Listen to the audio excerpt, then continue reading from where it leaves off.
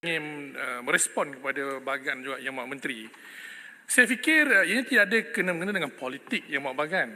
Profesor Emeritus Teo Kok Siong, an accomplished scholar and academician, beliau bercakap bukan baru sekali ini, dah berbelas tahun tentang isu sekolah vernakular, sekolah satu aliran dan perpaduan nasional. Jadi bila mana beliau bercakap dan beliau diugut, digertak dalam dewan ini oleh seorang ahli parlimen kita, dan apakah ini satu yang melanggar perlembagaan? Kalau kita tidak boleh bercakap hal-hal sensitif tentang perpaduan nasional, macam mana? Saya ambil contoh Yang Maha Menteri.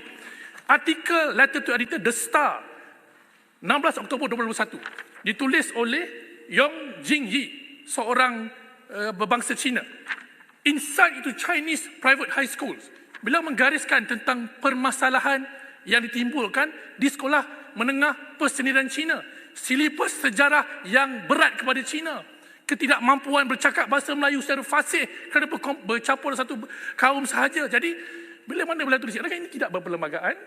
Kita bukan nak buat satu condemnation pada bangsa lain ataupun sekadar nak timbulkan isu rasis. Cuma, bila seorang profesor membangkitkan isu ini, merisaukan tentang perpaduan nasional, biarlah beliau bercakap. Kalau tak setuju, lawan beliau menggunakan fakta akademik, bukan dengan ugutan bawa kepada pihak polis.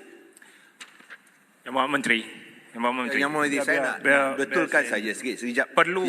Itu yang Profesor Putih adalah hasil daripada sekolah menengah persendirian sekolah Cina. So dia pun fasih dalam cakap dalam bahasa Cina. So tidak betul tuduhan melulu ini menyatakan yang datang daripada aliran sekolah ini tak boleh fasih dalam bahasa Cina. So itu sebab Kok Siong ini, dia sudah lupa daratan. Dia sudah tidak tahu apa yang menjadi asas kepada perkara ini. Mungkin janganlah buat itu tuduhan yang melulu. Biar saya dulu. Saya Menteri, saya dulu. stick kepada poin saya baru, belum pun 1/3. Saya nak sebut bini dulu ya. Pertama, saya ni baru pegawai saya baru dapat. Bila mereka ikut perbahasan sekarang ya. Mereka bantu betulkan balik. Kes ucapan Profesor Teo, Kertas Siasatan baru saja dibuka di bawah Seksyen 505 Kanun Keseksaan dan Seksyen 233 Akta Komunikasi Multimedia. Itu ada ya. So saya akan update dari masa ke semasa. Baik, saya nak sebutkan begini. Topik tentang kewujudan sekolah vernacular di negara kita ini memang tajuk yang sentiasa kita bahas sudah berpuluh tahun. Ada pandangan pro, ada pandangan kontra. Ada kelebihan, ada kekurangan. Okey. Ketika kita bercakap dari sudut pandang mana pun, sudut pandang politik ke, sudut pandang bahasa ke, sudut pandang penyatuan kaum ke, apa pun sudut pandang kita. Ya, kalau kita nak tengok satu kekuatan di sana, misalnya trend di mana pelajar-pelajar Melayu memilih untuk belajar di sekolah vernacular, itu pun satu fakta juga.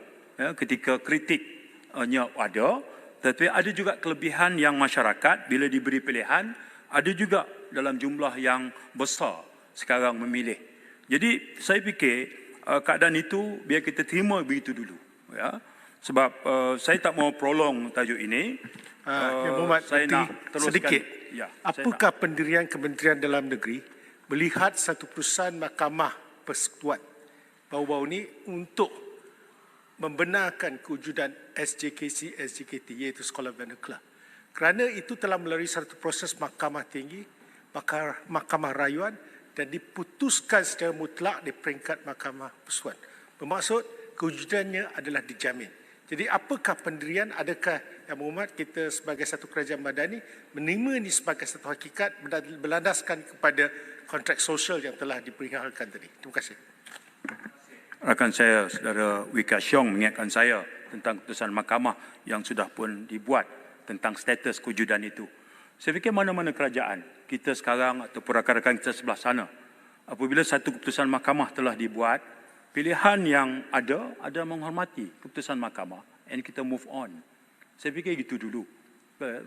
Apabila ada dispute, itu fungsi mahkamah untuk memutuskannya. Baik.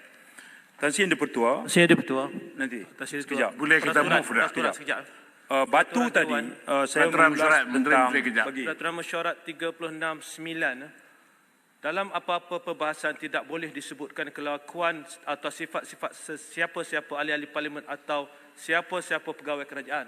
Tadi bagan sebut Profesor Teo Kok Siong lupa daratan. Nanti tak payahlah bawa dia sampai tahap itu. Itu pandangan akademik dia. Kalau boleh, Bagan minta tarik balik atau betul. Dia sedang membincangkan apa yang telah dibawa oleh ahli lain. Okey, Dan waktu okey. dibawa tu tak ada bantahan pun. Baik. Terima kasih. Apa nama ni Bagan, saya setuju supaya perkataan lupa daratan tu ditarik balik lah. Betul. Biar mungkin. Saya akur kepada perintah speaker. Okey. Tapi dia memang lupa segala-galanya. Okey. Terima kasih. Okey. Lupa daratan ditarik balik. Okey, move kan. Terima kasih. Saya bergenjak kepada Batu yang bertanya sama ada kerajaan nak pindah undang-undang tentang masalah scam ini. Benar, Polis Diraja Malaysia telah pun mengangkat cadangan untuk pindah sejumlah undang-undang ke atas Kanun Tata Cara Jenayah Akta 593